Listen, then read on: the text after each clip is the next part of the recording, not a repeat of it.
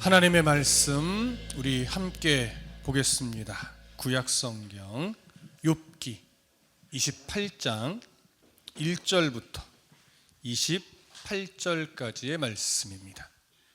욥기 28장 1절부터 28절까지 저와 함께 교독하겠습니다. 욥기 28장 1절부터 28절까지 제가 먼저 1절을 읽겠습니다. 은이 나는 곳이 있고 금을 재련하는 곳이 있으며 철은 흙에서 캐내고 동은 돌에서 녹여 얻느니라. 사람은 어둠을 뚫고 모든 것을 끝까지 탐지하여 어둠과 죽음의 그늘에 있는 광석도 탐지하되 그는 사람이 사는 곳에서 멀리 떠나 갱도를 깊이 뚫고 발길이 닿지 않는 곳 사람이 없는 곳에 매달려 흔들리느니라. 음식은 땅으로부터 나오나 그 밑은 불처럼 변하였도다. 그 돌에는 청옥이 있고 사금도 있으며 그 길은 솔개도 알지 못하고 매의 눈도 보지 못하며 용맹스러운 짐승도 밟지 못하였고 사나운 사자도 그리로 지나가지 못하였느니라. 사람이 굳은 바위에 손을 대고 산을 뿌리까지 뒤엎으며 반석에 수로를 터서 각종 보물을 눈으로 발견하고 누수를 막아 스며 나가지 않게 하고 감추어져 있던 것을 밝은 대로 끌어내느니라. 그러나 지혜는 어디서 얻으며 명철이 있는 곳은 어디인고. 그 길을 사람이 알지 못하나니 사람 사는 땅에서는 찾을 수 없구나. 깊은 물이 이르기를 내 속에 있지 아니하다 하며 바다가 이르기를 나와 함께 있지 아니하다 하느니라. 순금으로도 바꿀 수 없고 은을 달아도 그 값을 당하지 못하리니 오빌의 금이나 귀한 청옥수나 남보석으로도 그 값을 당하지 못하겠고 황금이나 수정이라도 비교할 수 없고 정금 장식품으로도 바꿀 수 없으며 진주와 벽옥으로도 비길 수 없나니 지혜의 값은 산호보다 귀하구나. 구스의 황옥으로도 비교할 수 없고 순금으로도 그 값을 헤아리지 못하리라. 그런즉 지혜는 어디서 오며 명철이 머무는 곳은 어디인고. 모든 생물의 눈에 숨겨졌고 공중의 새에 가려졌으며 멸망과 사망도 이르기를 우리가 귀로 그 소문은 들었다 하느니라. 하나님이 그 길을 아시며 있는 곳을 아시나니 이는 그가 땅 끝까지 감찰하시며 온 천하를 살피시며 바람의 무게를 정하시며 물의 분량을 정하시며 비 내리는 법칙을 정하시고 비구름의 길과 우레의 법칙을 만드셨음이라. 그때에 그가 보시고 선포하시며 굳게 세우시며 탐구하셨고 또 사람에게 말씀하셨도다. 보라 주를 경외함이 지혜요 악을 떠남이 명철이니라. 아멘. 할렐루야. 욥기 4장부터 27장까지 우리는 욥과 세 친구들의 3차에 걸친 논쟁을 우리가 살펴보았습니다. 오늘부터 시작되는 28장부터 이제 29장, 30장, 31장까지는 욥의 마지막 독백이 됩니다. 물론 마지막 장에 욥이 한 번 더 등장을 하지만 오늘부터 시작되는 28장, 그리고 29장, 30장, 31장까지 해서 사실은 욥이 하는 말은 거의 끝나게 돼요. 자, 친구들과의 대화를 마치고 나서 이제 이 네 개의 장은 욥의 독백입니다. 욥이 혼자 하나님 앞에서 이제 하는 말인데 특히 28장은요 좀 특징이 있어요.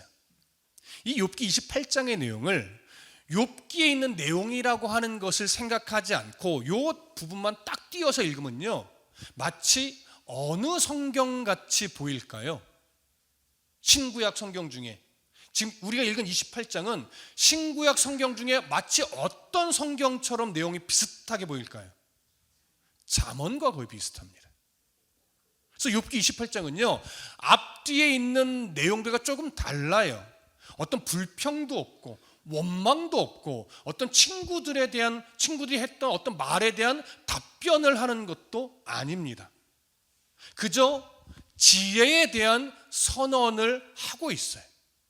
그래서 학자들 중에는 이 28장이 앞뒤에 있는 다른 내용들과 그 내용 면에서, 특징 면에서 전혀 다르기 때문에 이게 욥의 말이 아니라 욥기의 이제 전반전을 끝내고 후반부로 넘어가기 위해서 잠시 쉬어가는 타임처럼 저자의 말이다, 이렇게 주장하기도 해요. 근데 꽤 많은 학자들이 그 부분을, 이 28장을 저자의 글로 인정을 합니다.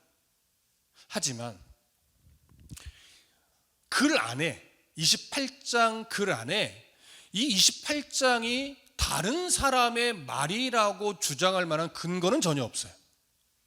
그래서 우리는 28장을 저자의 글로 보지 않고 욥의 글로 볼 겁니다. 자, 그렇다면 욥이 28장에 와서 앞뒤에 흘러왔던 문맥과는 조금 다르게 지혜에 대한 이야기를 하는 이유는 뭘까요? 아마도 4장부터 27장까지 욥이 친구들과 끊임없이 대화를 하고 논쟁을 하면서 사실은 결론이 맺어지지 않았어요. 친구들과의 대화에서는.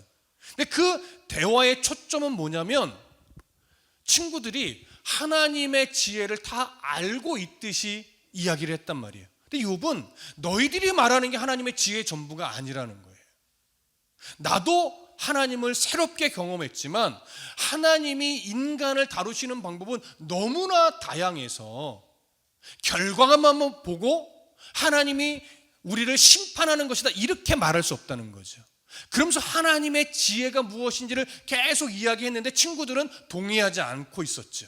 그래서 뭔가 하나님의 지혜에 대한 결론을 내지 못했다고 욥이 여기고, 이제 친구들과 대화를 마친 이후에 홀로 독백하듯이 정말 지혜가 어디서 오는가, 지혜가 무엇인가, 참된 지혜는 우리가 어떻게 이해되는가, 이 부분을 홀로 정리하듯이 마치 제3자의 입장에서 지혜는 이런 것이다 라고 정리하듯이 오늘 28장을 써 내려간 것으로 여겨집니다. 자, 그래서 과연 욥이 그 친구들의 끊임없는 대화를 거듭하면서 욥이 발견했던 하나님의 지혜, 어떻게 정리하고 있는지 우리가 오늘 차근차근 살펴볼 겁니다. 자, 1절부터 4절까지 우리 다시 한번 읽을까요? 1절부터 4절 시작. 은이 나는 곳이 있고 금을 재련하는 곳이 있으며 철은 흙에서 캐내고 동은 돌에서 녹여 얻느니라. 사람은 어둠을 뚫고 모든 것을 끝까지 탐지하여 어둠과 죽음의 그늘에 있는 광석도 탐지하되 그는 사람이 사는 곳에서 멀리 떠나 갱도를 깊이 뚫고 발길이 닿지 않는 곳, 사람이 없는 곳에 매달려 흔들리느니라. 자, 지금 우리가 읽은 1절부터 4절의 내용은 사람이 정말 값진 광물을 찾기 위해서 어떠한 노력을 하는가, 이 부분을 지금 묘사하는 거예요. 여러분, 고대 이 사회에서 가장 귀한 보석으로, 광물로 여겨지던 것이 대표적으로 네 가지입니다. 금과 은과 동과 철이에요. 그래서 1절에 보면 은이 나는 곳이 있고 금을 재련하는 곳이 있다라고 하면서 광물을 언급하잖아요. 근데 이 광물은 단순하게 은만 얘기하는 것이 아니라 모든 광물을 대표해서 표현하는 거예요. 금도 마찬가지예요. 뒤에 이어지는 동이나 철도 마찬가지예요. 꼭 동만을 이야기하는 것이 아니라 광물들 전체를 요 네 가지 광물의 이름으로 그냥 대표해서 표현을 하고 있는 거예요. 자, 그럼 이렇게 말하죠. 은이 나는 곳이 있다. 이건 뭐냐면 은은 아무데나 판다고 해서 나오지 않는다는 거예요. 은이 묻혀있는 곳을 찾아야만 은을 캐낼 수 있다는 거예요. 그러니까 결국 은을 캐내려면 어떻게, 뭐가 가장 먼저 필요해요? 은이 어디 묻혀 있는지 아는 게 가장 중요해요. 그걸 지금 말하는 거예요. 은이 묻혀 있는 곳이 따로 있다. 그리고 나서 이어지는 말은 뭐예요? 금을 재련하는 곳이 있다. 이건 무슨 말이냐면 광물을 어쨌든 묻혀 있는 것을 발견하고 열심히 파서 광물을 얻었어요. 그럼 그 광물을 얻은 것으로 끝나는 게 아니라는 거예요. 광물을 사용하기 위해서는 재련하는 곳에 가지고 가서 불순물을 제거하는 노력도 필요하다는 거예요. 그래서 두 가지가 중요하죠. 어디에 묻혀 있는지를 찾아야 되고, 캐냈을 때 그것을 광물로 쓰기 위해 재련하는 이 노력까지 함께 필요하다는 거예요. 그래서 이 두 가지 의미를 또 2절에 그대로 담아놨어요. 철은 흙에서 캐내고 동은 돌에서 녹여 얻느니라. 1절과 똑같은 맥락의 말입니다. 그래서 이것을요, 쉽게 말하면 이건 거예요. 광물은 묻혀있는 곳이 따로 있으니 그것을 잘 찾아서 발견해야 되고, 그 땅속에 묻혀있는 광물을 캐냈을 때 그곳으로는 사용하지 못하고 재련하는 곳으로 가져가서 녹여 불순물을 제거해야 그 광물을 사용할 수 있다. 사람은 귀한 광물을 얻어서 사용하기 위해 이런 노력들을 해야만 한다, 이런 의미예요. 자, 그러면 이제 이어진 3절과 4절은요, 어떤 노력까지 하는가, 이걸 이제 말하는데, 사람은 어둠을 뚫고 모든 것을 끝까지 탐지하여 어둠과 죽음의 그늘에 있는 광석도 탐지하되, 그는 사람이 사는 곳에서 멀리 떠나 갱도를 깊이 뚫고 발길이 닿지 않는 곳, 사람이 없는 곳에 매달려 흔들리느니라. 무슨 의미처럼 보이십니까? 사람이 광물을 얻기 위해 땅을 파 내려가는데요, 어느 정도로 광물을 얻기 위해 파 내려가냐면 3절의 중간 이후 이렇게 말해요. 어둠과 죽음의 그늘에 있는 광석까지도 탐지해서 캐낸대요. 이건 뭐예요? 정말로 자칫하면 죽을 수도 있는 위험이 있음에도 불구하고 그것까지 파 내려가서 광물을 얻는다는 거예요. 사람이 이 정도로 노력한다는 거예요. 근데 4절은 또 어떻게까지 표현해요? 갱도를 얼마나 깊이 뚫고 내려가는지, 때로는 사람의 발길이 닿을 수 없어서 줄에 매달려서 광물을 캐내는 이런 노력까지 한다는 거예요. 그러니까 정말로 위험스럽고 죽음의 위기에 놓여 있는 상황까지 닥치더라도 사람은 광물을 얻기 위해 정말 최선의 노력을 다한다라고 하는 것을 생동감 있게 지금 표현하고 있는 거죠. 여러분 이해되시죠? 자, 이제 이어지는 성경 구절을 좀 보겠습니다. 5절부터 11절까지 다 같이 읽습니다. 시작. 음식은 땅으로부터 나오나 그 밑은 불처럼 변하였도다. 그 돌에는 청옥이 있고 사금도 있으며 그 길은 솔개도 알지 못하고 매의 눈도 보지 못하며 용맹스러운 짐승도 밟지 못하였고 사나운 사자도 그리로 지나가지 못하였느니라. 사람이 굳은 바위에 손을 대고 산을 뿌리까지 뒤엎으며 반석에 수로를 터서 각종 보물을 눈으로 발견하고 누수를 막아 스며 나가지 않게 하고 감추어져 있던 것을 밝은 대로 끌어내느니라. 자, 여기 보니까 이렇게 먼저 이야기해요. 음식은 땅으로부터 나오나 그 밑은 불처럼 변화했다. 이건 무슨 말이냐면요, 사람이 농사는 땅 속에서 짓습니까? 땅 위에서 짓습니까? 땅 위에서 짓죠. 농사를 짓는 것은 목숨을 걸어야 하는 그런 위험한 일은 아니라는 거예요. 그런데 광물을 캐내는 일은 그 땅 속에 불처럼 변화했다잖아요. 용암도 있고 파고 들어갈수록 막 덥고 공기도 부족하고 이런 위험한 상황을 의미하는 거예요. 그래서 땅속 깊은 곳으로 파고 들어가서 광물을 캐내는 것은 매우 위험한 일이다. 따라서 사람은 그 보석을 찾기 위해 농사 짓는 것과는 비교도 안 될 만큼 위험한 그 땅 속으로 파고 들어가서 생명도 아끼지 않고 광물을 캐낸다. 사람은 이 정도로 귀한 광물을 얻기 위해 정말로 목숨을 걸고 광물을 땅속으로 캐내는데, 그런 땅속으로 파고 들어가면 뭐가 있대요? 사파이어도 있고 금가루도 있대요. 자, 여기 6절에 청옥이라고 하는 것을 좀 원어로 풀어보면 우리가 보편적으로 아는 사파이어라고 이야기를 합니다. 그래서 사파이어도 있고 우리가 그렇게 좋아하는 금가루도 있대요. 요즘 금 한 돈이 얼마라고요? 네, 치솟죠. 하늘로 치솟죠. 그래서 이때 팔을 걸 왜 그때 팔아가지고 이렇게 넋두리하는 분들이 가끔 있어요. 지금 금값이 막 천정부지로 올라간다고 하는데 여기에 바로 땅속을 파고 들어가서 이 시대에도 금가루를 찾기 위해 목숨 걸고 땅을 파고 들어간다라고 이야기를 합니다. 자, 그러면 이제 이어지는 7절 8절 무슨 의미인가 볼게요. 7절 8절 다시 보시면 그 길은, 여기 길 말하는 길은 어떤 길이냐면 광석이 묻혀 있는 길을 말하는 거예요. 광석이 묻혀 있는, 광물이 묻혀 있는 장소. 그 길은 솔개도 알지 못하고 매의 눈도 보지 못하며 용맹스러운 짐승도 밟지 못하였고 사나운 사자도 그리로 지나가지 못하였느니라.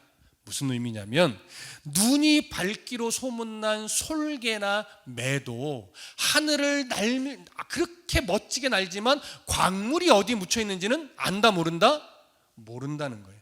그리고 가장 용맹하기로 소문난 짐승들도 광물이 묻혀 있는 곳으로 가는 길은 그 짐승들도 알지 못한다는 거예요. 다시 말하면 짐승과 사람을 비교하면서 사람이 가지고 있는 지식의 탁월함을 이렇게 지금 표현하고 있는 거예요. 그러면서 이제 그 지식의 탁월함을 말했잖아요. 어느 정도로 사람의 지식이 탁월하냐? 9절 보세요. 사람이 굳은 바위에 손을 대고 산을 뿌리까지 뒤엎는데요. 사람은요, 그 금은 보화를 찾기 위해서 바위를 깨고 산을 무너뜨리는 일까지도 한대요.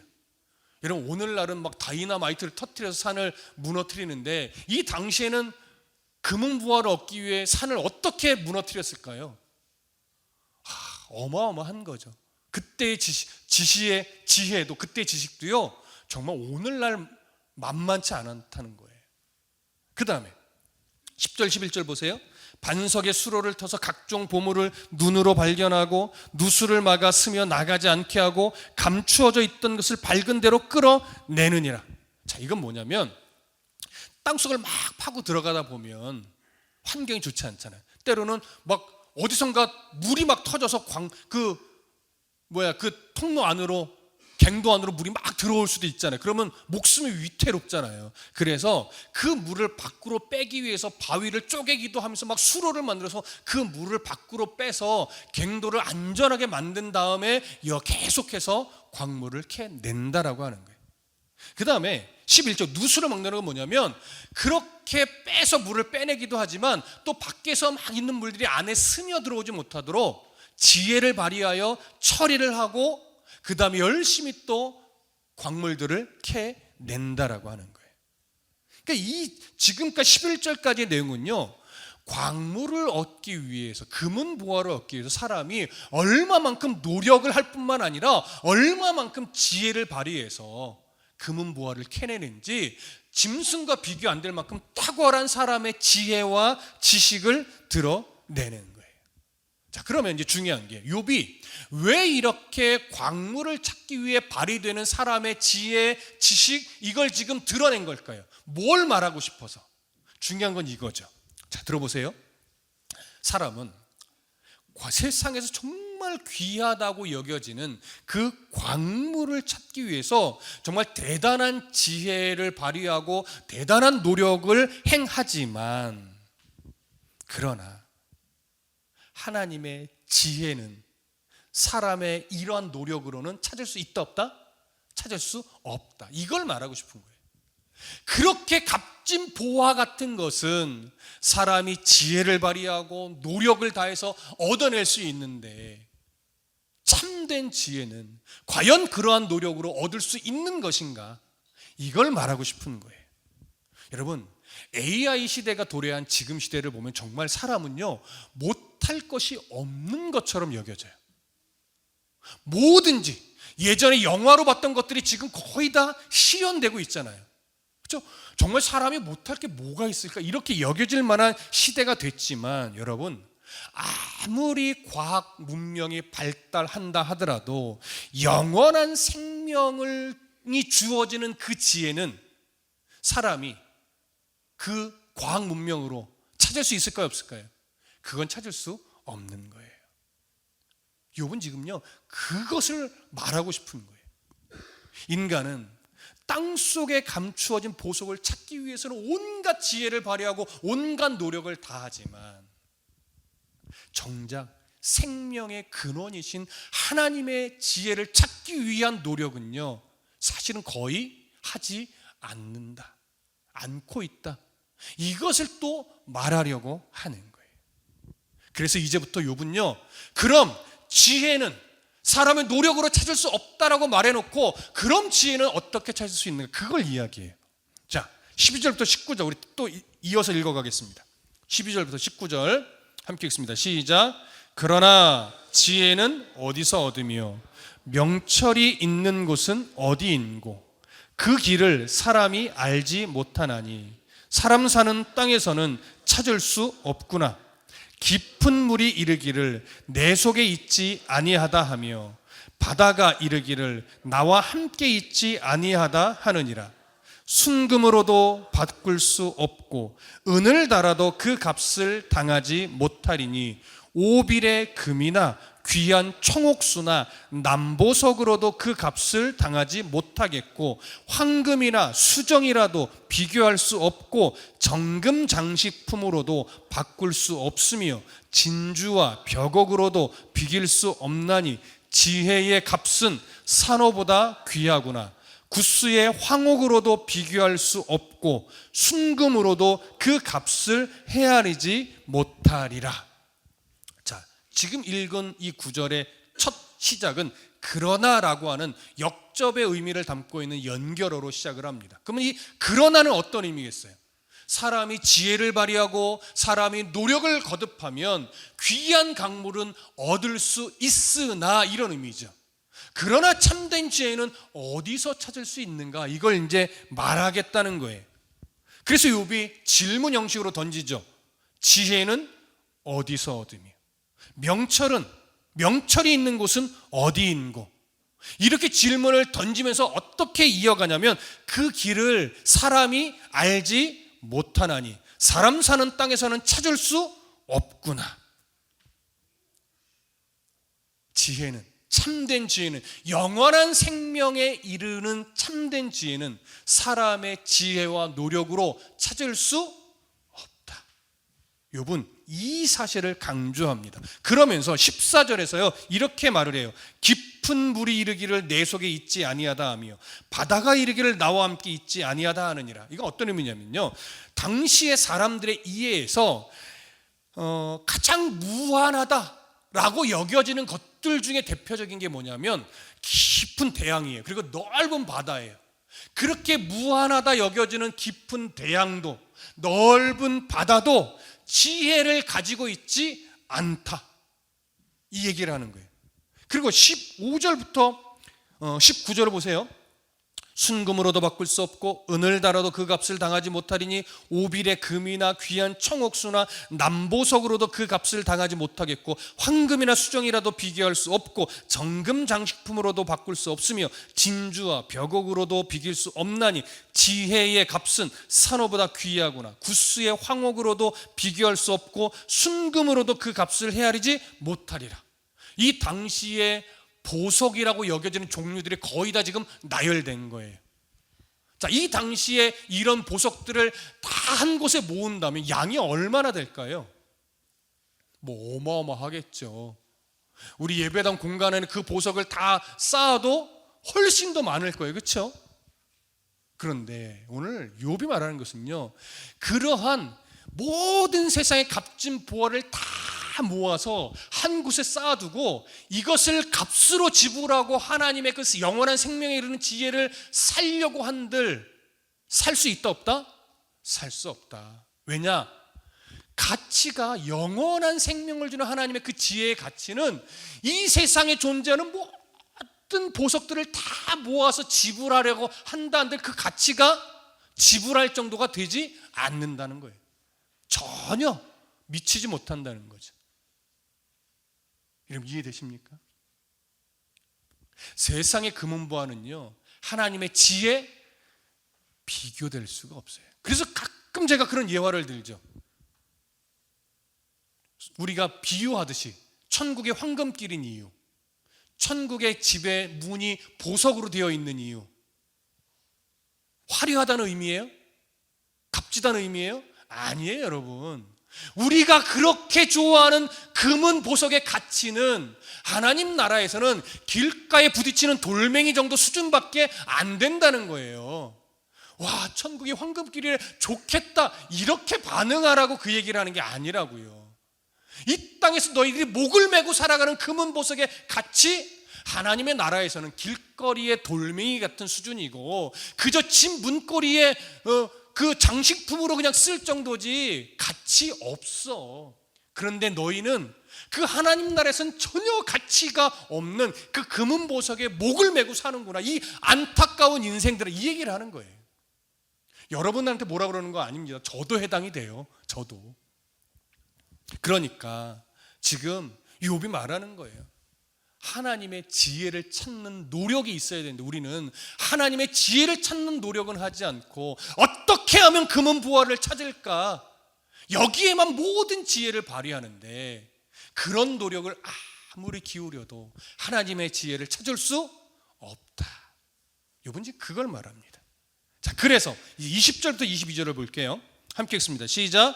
그런즉 지혜는 어디서 오며 명철이 머무는 곳은 어디인고 모든 생물의 눈에 숨겨졌고 공중의 새에게 가려졌으며 멸망과 사망도 이르기를 우리가 귀로 그 소문은 들었다 말하느니라. 여기 그런즉 지혜는 어디서 오며 명철이 머무는 곳은 어디인고 12절의 질문과 똑같은 의미예요. 자, 그러니까 정말 지혜와 명철을 어떻게 찾을 수 있겠는가? 동일한 질문을 하면서 지혜는 모든 생물의 눈으로도 찾을 수 없고 가장 높은 곳에서 날며 세상을 바라보는 새의 눈으로도 찾을 수 없다는 거예요. 그러니까 이 땅에 있는 존재들의 시선으로는 그 참된 지혜를 찾을 수 있다 없다? 없다. 그리고 이어지는 구절. 멸망과 사망도 이르기를 우리가 귀로 소문은 들었다 하느니라. 지하 세계, 당시에 이해에서 죽음의 세계는 땅 지하에 있다고 여겼기 때문에 그 지하 세계라고 언급을 하는 거예요. 그 죽음의 세계, 지혜 세계에 있는 존재들도 지혜는 그들이 찾을 수 없다고 말한대요. 우리가 소문은 들었다, 근데 어디 있는지 모른다, 이 얘기를 하는 거죠. 자, 그러면 땅 위에 현실 세계에서도 지혜를 찾을 수 없고 죽음의 세계에서도 지혜를 찾을 수 없다면 남은 것은 어디예요? 천상이죠. 하나님의 나라. 거기에밖에 이제 남질 않았어요. 이제 마지막 단락 볼게요. 23절부터 28절까지 함께 읽습니다. 자, 시작. 하나님이 그 길을 아시며 있는 곳을 아시나니 이는 그가 땅끝까지 감찰하시며 온 천하를 살피시며 바람의 무게를 정하시며 물의 분량을 정하시며 비 내리는 법칙을 정하시고 비구름의 길과 우레의 법칙을 만드셨습니다. 그때에 그가 보시고 선포하시며 굳게 세우시며 탐구하셨고 또 사람에게 말씀하셨도다. 보라, 주를 경외함이 지혜요 악을 떠남이 명철이니라. 자, 이제 욥은 자신이 발견하고 있는 정답을 이야기하는데 23절에 이렇게 표현했잖아요. 하나님이 그 길을 아시며 있는 곳을 아시나니. 여러분, 이 구절을 잠깐 오해하면 하나님은 지혜가 어디에 있는지 그 길을 아시는구나, 이렇게 생각할 수 있어요. 그러나 잘 들으세요. 그런 의미 아니에요. 여기서 하나님이 그 길을 아시며 있는 곳을 아신다는 얘기는 뭐냐면 하나님이 곧 지혜라는 의미예요. 하나님이 그 길을 안다, 하나님이 알려줄 거야, 이 얘기를 하는 것이 아니고 하나님 자체가 지혜다. 그래서 이어지는 구절은 뭐라고 말해요? 이는 왜 이렇게 말했냐면 그가 땅끝까지 감찰하시며 온 천하를 살피시며 바람의 무게를 정하시며 물의 분량을 정하시며 비 내리는 법칙을 정하시고 비구름의 길과 우레의 법칙을 만드셨다, 이렇게 말하죠.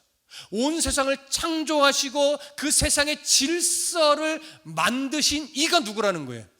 그게 하나님이라는 거예요. 그러니까 그렇게 모든 자연을 창조하고 자연의 질서를 내신 그 하나님이 바로 지혜라는 거죠. 그 하나님이 바로 태초에 하나님, 지혜이신 하나님이 모든 것을 굳게 세우셨다. 자, 그러면서 이제 마지막 구절 보세요. 28절 가장 중요합니다. 함께 읽어볼게요. 마지막 29절 시작. 또 사람에게 말씀하셨도다. 보라, 주를 경외함이 지혜요 악을 떠남이 명철이니라. 자, 욥의 말이에요. 하나님이 사람에게 가르쳐준 말이에요. 하나님이 사람에게 이렇게 선포하셨다는 거예요. 하나님이 사람에게 지혜에 대해서 뭐라고 가르치셨대요? 보라, 주를 경외함이 지혜요, 악을 떠남이 명철이다. 이 말을 이렇게 오해하시면 안 돼요. 하나님을 경외하는 것과 악에서 떠나는 것이 지혜를 얻는 수단이다, 이런 의미로 여겨질 수 있지만 그런 의미 아닙니다. 그러면 하나님을 경외하는 것이 지혜이고 악을 떠나는 것이 명철이라는 것은 결국 무슨 의미인가? 잘 들어보세요. 여러분, 주를 경외한다는 의미를 먼저 좀 살펴볼게요. 주를 경외한다는 게 뭐예요? 주를 경외한다는 게, 경외라고 하는 것은 두렵고 떨림으로 섬기는 거죠. 그런 태도로, 그런 자세로. 그러면 하나님을 경외한다는 것은 뭐냐면 하나님이 온 세상의 주인이라는 것을 인정하며 섬기는 거고, 이 세상의 모든 역사가 하나님의 주권 아래서 움직인다는 사실을 인정하는 거예요. 그러면 우리가 인생을 살아가면서 하나님을 어떻게 경외할까요? 이렇게 질문해 볼까요? 오늘 열심히 마음을 준비하고 시간 늦지 않으려고 애를 써서 예배당에 일찍 와서 기도함으로 예배를 준비하고 말씀에 정말 귀 기울여서 듣고 합심하여 기도하고 정말 기쁨으로 은혜를 받고 예배당 밖을 나가는 것, 이게 하나님을 경외하는 걸까요? 경외하는 것의 그냥 하나의 모습이지 그게 꼭 하나님을 경외하는 전부는 아니에요. 그러면 정말 하나님을 경외한다는 것은 어떤 의미일까요? 잘 들으세요. 예배를 드리든 집으로 돌아가서 가정에서 삶을 살든 일터에 가서 내가 열심히 생계를 위해 일을 하든 누군가를 만나서 어떤 인간적인 관계를 맺든 그 일상에서 행해지는 모든 삶을 통해서 좋은 일도 있고 힘든 일도 있고 열받는 일도 있고 괴로운 일도 있고 답답한 일도 있고 억울한 일도 있고 이런 희노애락을 계속 거치죠. 예수를 오래 믿어도 거치죠. 목사로 살아도 그런 과정은, 갈등의 상황은 거치죠. 그러면 주를 경외하며 살기로 작정한 우리는 그런 인생의 희노애락을 죽을 때까지 거치며 살아가는데 그 거치는 과정에서 어떤 태도를 가져야 될까요? 그냥 억울하다고 분통을 터뜨려요? 힘들다고 절망의 나락에서 그냥 허우적대요? 그건 주를 경외하는 게 아니에요. 주를 경외하는 자는 뭐냐면 기쁜 일을 만나든 힘겨운 상황에 놓이든 억울한 상황에 놓이든 나의 삶의 주인은 하나님이라는 사실을 그 상황에서 발견하면서 하나님, 내가 지금 이렇게 힘겨운 순간을 만나고 있지만 결국 이 나의 인생이 하나님 손에 있음을 내가 믿습니다. 그러니 하나님, 이 상황마저도 나의 감정마저도 하나님께 내어 맡깁니다. 그러면서 담대하게 내가 해야 될 역할을 살아내는 거예요. 여러분, 그게 그런 태도로 힘을 내고 그런 태도로 나의 억울함을 누르고 그런 태도로 하나님 앞에 용기를 가지며 살아가는 것이 하나님을 경외하는 거예요. 그럼 보세요.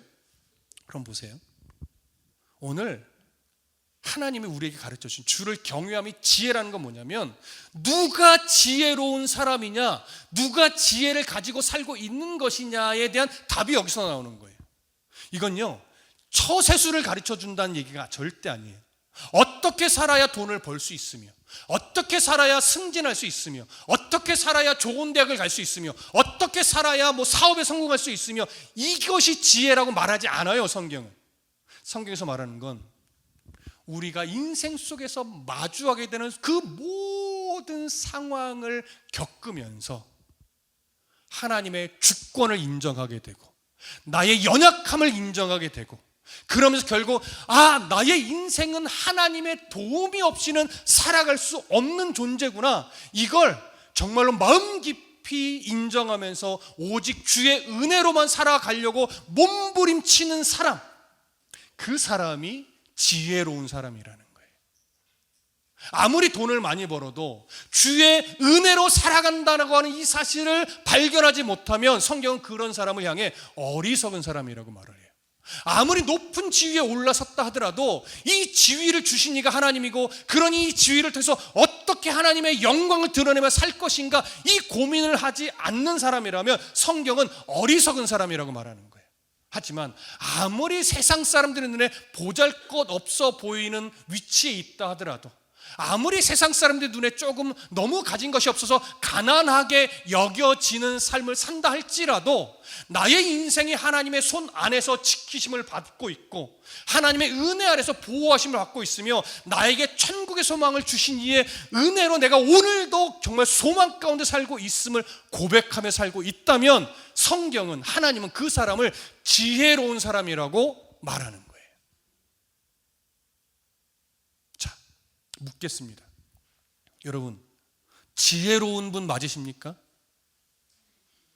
우리는 지혜롭다라고 말하니까 내가 어떻게 지혜롭다고 감히 내 입으로 말해요 라고 여겨져요. 왜? 겸연쩍잖아요. 난 지혜로워요, 이렇게 어떻게 말해요. 그런데 그건 우리가 이미 지혜롭다라고 하는 것에 선입견이 딱 잡혀 있어서 그래요. 그런 지혜로움 아니라니까요. 여러분들의 마음에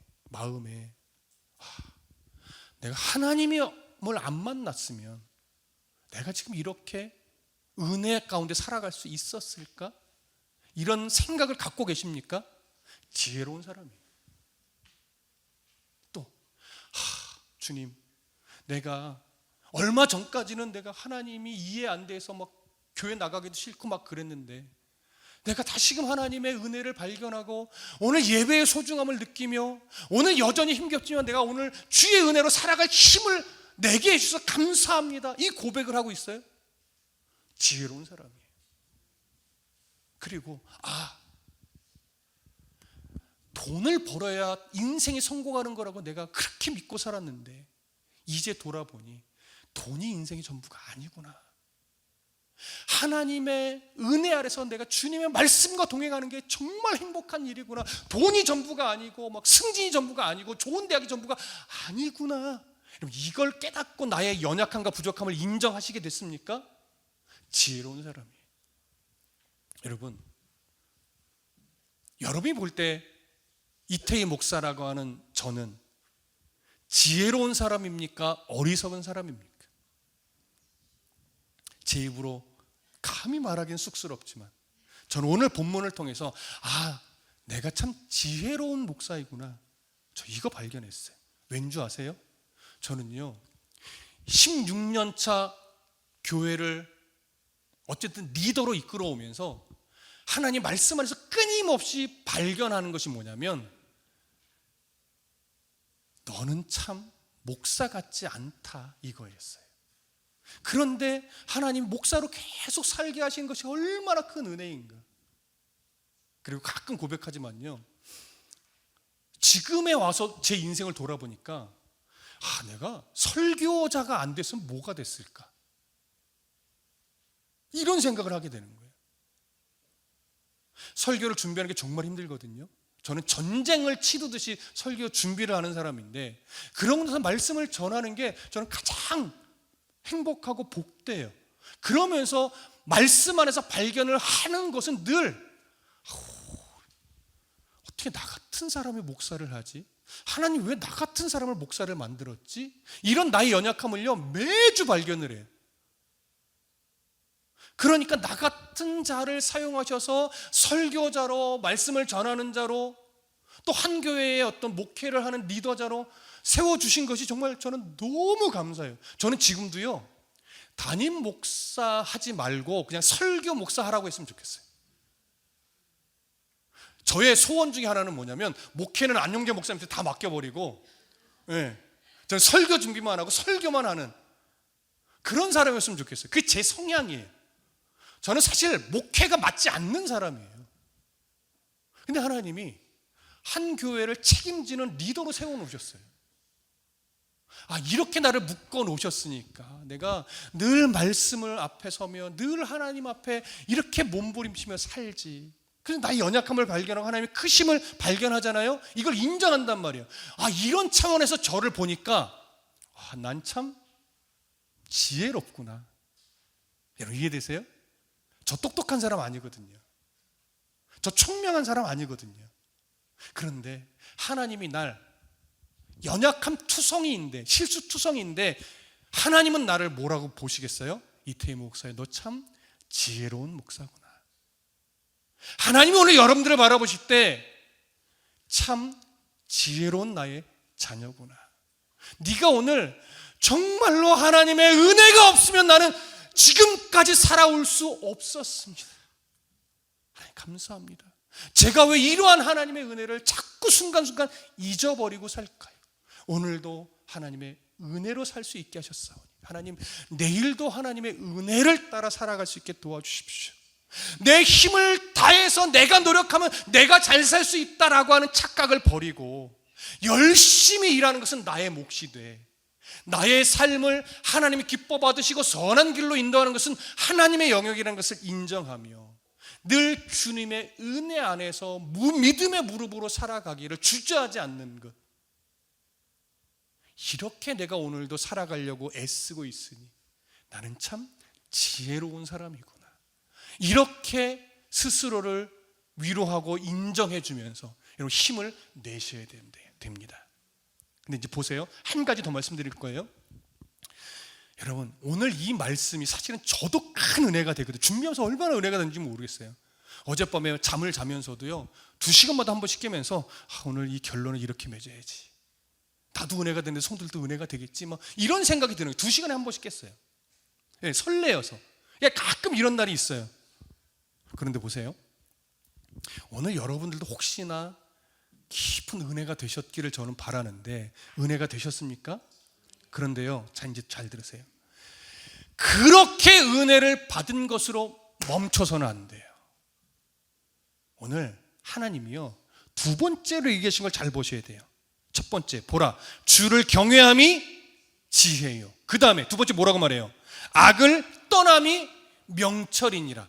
악을 떠난다는 것은 어떤 의미냐면요, 우리의 노력과 애씀을 가지고 악에서 적극적으로 떠나가야 된다는 거예요. 다시 말하면 내가 이게 이렇게 사는 것이 은혜이고 이렇게 사는 것이 하나님의 지혜이구나, 이걸 내가 깨달았다면 분명히 내 삶의 여러 흔적에는 지혜롭지 못한 흔적이 있단 말이에요. 여전히 하나님의 마음을 헤아리지 못하고 내 욕심으로, 내 열심으로, 내 비전으로 하나님의 마음을 헤아리지 못하고 그저 내 열심으로만 살아갔던 교만의 흔적들이 있단 말이에요. 근데 우리는요 그게 현실의 무게 때문에 그걸 이겨내지 못해요. 버리지 못해요. 여러분, 악에서 떠난다는 것이 나쁜 짓 하지 말라는 게 절대 아니에요. 여러분, 당연히 나쁜 짓은 하지 말아야 되는 거고, 여기서 말하는 악은 그런 악이 아니고 하나님의 마음을 헤아리지 못하고 주의 은혜로 살아가기 위해 힘을 내지 못하고 하나님을 사랑한다 하면서도 여전히 내 힘으로, 내 방법으로, 내 욕심으로, 내 비전으로 살아가려고 하는 것, 이것이 오늘 여기서 말하는 악이에요.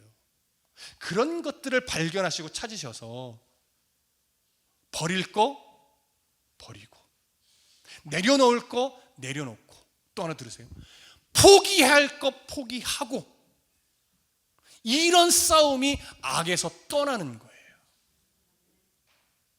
그런 사람, 그렇게 하나님의 은혜로 살기 위해 버릴 거 버리고, 내려놓을 거 내려놓고, 포기할 거 포기하는 용기를 내야 비로소 우리가 지혜로운 사람이 되는 거예요.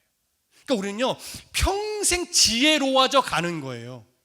지혜는 어느 한순간 딱 뭔가 깨달았다, 이걸 지혜로라고 말하지 않습니다.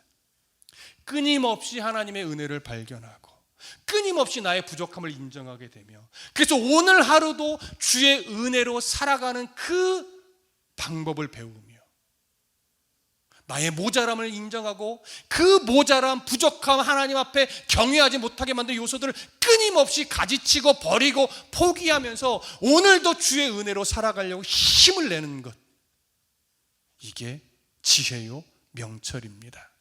여러분, 우리는 은혜를 받는, 하나님을 경외하는 것이 지혜라는 것을 깨달아 아는 데까지는 잘 가요. 근데 악에서 떠나는 노력들을 잘 못해요. 왜? 현실이라는 게 만만치 않아서. 그래서 오늘 결심하셔야 돼요. 받은 은혜로 멈추지 말고 하나님의 백성으로서, 하나님 나라의 소망을 가지고 있는 자로서 악에서 떠나는 이 싸움에 실패하지 말자. 이 고백을 진심으로 한다면 이번 한 주는 달라질 겁니다. 이번 한 주는 지혜로운 성도의 삶이 되실 겁니다. 분명 세상을 사는 지혜가 이제 여러분들의 일상에서 발휘가 되실 겁니다.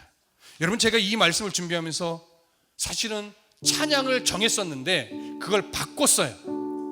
어떤 찬양으로 바꿨는가? 제목이요, 세상을 사는 지혜예요.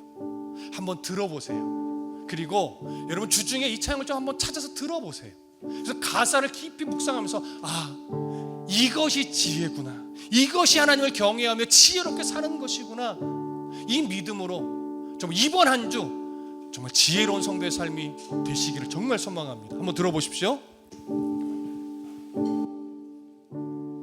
하늘을 볼 겨를도 없이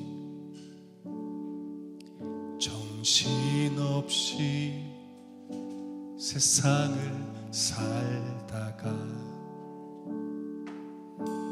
마음의 먹먹함이 내 삶을 짓누를 때 그제서야 주님을 찾습니다. 행복을 느낄 겨를도 없이 분주하게 세상을 살다가 인생의 허무함이 내 삶을 짓누를 때 그제서야 주님을 찾습니다. 오늘도 여전히 주님은 그 자리에서 우리를 끊임없이 돌보시는데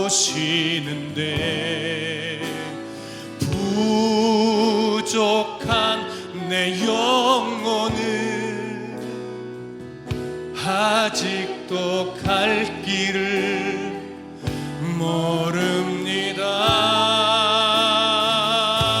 예, 믿음 주소서, 내 연약한 마음 돌보소서. 한없는 주님의 사랑 알게 하소서. 영원까지 그의 백성 지키시는 우리 하나님 바라보며 살게 하소서. 이것을 아는 것이 지혜입니다. 우리 처음부터 하늘을 볼, 둘, 셋. 하늘을 볼 겨를도 없이 정신없이 세상을 살다가 마음의 먹먹함이 내 삶을 짓누를 때 그제서야 주님을 찾습니다. 행복을 느낄 겨를도 없이, 행복을 느낄 겨를도 없이 분주하게 세상을 살다가 인생의 허무함이 내 삶을 짓누를 때 그제서야 주님을 찾습니다. 그래서 빨리 주님을 만나는 것이 지혜인 거예요. 오늘도 여전히 주님은 그 자리에서 우리를 끊임없이 돌보시는데 부족한 내 영혼은 아직도 갈 길을 모릅니다. 내게 믿음 주소서. 내게 믿음 주소서. 이게 지혜예요. 주님의 마음을 빨리 발견하는 것이 지혜롭게 사는 거예요. 주님의 사랑 알게 하소서. 영원까지 그의 백성 지키시는 우리, 이런 하나님을 믿음으로 용기를 내는 것이 지혜롭게 사는 겁니다. 내게 믿음 주소서. 내게 믿음 주소서. 내 연약한 마음 돌보소서. 한없는 주님의 사랑 알게 하소서. 영원까지 나를 지키시는 하나님, 영원까지 그의 백성 지키시는 우리 하나님 바라보며 주님 한번 무릎 짓고 지혜로운 삶을 살아가게 해주십시오. 기도합니다. 주여, 하나님, 정말 하나님의 은혜 안에서 지혜롭게 살아갈 수 있는 은혜를 주시옵소서. 하나님을 경외하는 일에 게을러지지 않는 그런 지혜로운 삶, 악에서 떠나는 지혜로운 삶, 하나님 살아갈 수 있도록 도와주시옵소서. 여전히 현실에 매여서 하나님을 경외하기를 놓치고 악에서 떠남을 놓치고 어리석은 대로 살아가지 않도록 하나님 붙잡아 주옵소서. 하나님을 경외하는 것이 지혜요, 악에서 떠나는 것이 명철이라고 하셨는데 왜 이렇게 세상에 목을 메고 전전긍긍하며 이렇게 어리석은 자처럼 살아갑니까? 하나님을 사랑한다면서도 여전히 어리석은 자로 살아가는 이 모습을 버리게 하여 주시고 이제는 하나님을 경외하며 악에서 떠나며 하나님의 영원한 나라를 사모하며 지혜롭게 명철하게 살아가는 우리 모두가 되게 하여 주시옵소서. 주님, 지혜롭게 살아가게 도와주시옵소서. 주님, 하나님, 이 현실에 매여 사는 우리의 연약함을 불쌍히 여겨 주시옵소서. 주여, 하나님, 지혜로운 성도의 삶이 되기를 원합니다. 도와주시옵소서. 악에서 떠나는 일에 지지 않도록 이길 수 있도록 도와주옵소서. 오 주님, 감사합니다. 주여, 우리 한 가지만 더 기도합시다. 오늘 받은 은혜 놓치지 말고 이번 한 주간 동안 악에서 떠나는 이 싸움에 승리할 수 있게 해달라고, 그 정말 더 지혜로운 삶 살 수 있게 해달라고 한 번 더 주의 이름 부르짖고 기도합니다. 주여, 하나님, 오늘 받은 이 은혜를 잊어버리지 않게 도와주옵소서. 이번 한 주간 동안 하나님의 주권을 인정하지 못하게 만드는 이 걱정과 근심과 두려움과 욕심과 교만을 물리치고 하나님께 모든 인생의 주권을 내어드리며 겸손히 지혜로운 성도로 살아갈 수 있도록 아버지 도와주시옵소서. 아버지 도와주시옵소서. 오 주여, 하나님을 경외함이 지혜요, 악에서 떠남이 명철이라고 하신 이 말씀을 잊어버리지 않게 도와주시옵소서. 이 믿음대로 살아갈 은혜를 주시옵소서. 연약한 마음을 이겨내고 이제 이 믿음대로 살아갈 수 있는 용기 허락하여 주시옵소서. 오 주님,